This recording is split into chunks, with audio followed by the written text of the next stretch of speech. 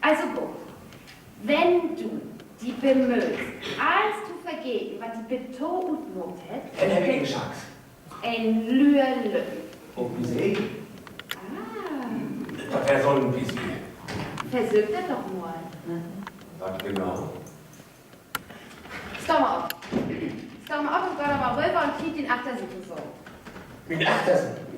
Geh mal ein paar schräg und konzentrier dich auf die Achtersitz. Die ist schön, verstehst du? Nee. Du musst ganz nur nach Achtern denken. Für los Höhner, das nimmst du her. Nicht antworten.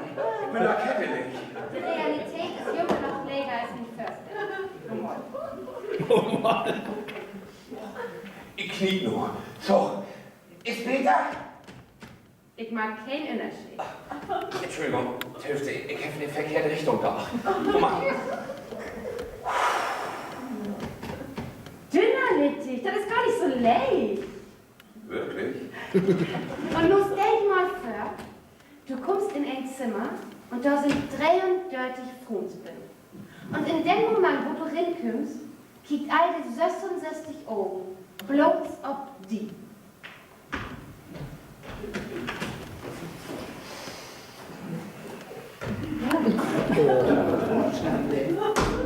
Hey, Lady mit den 66 Augen, hier kommt den richtigen, echten Mann.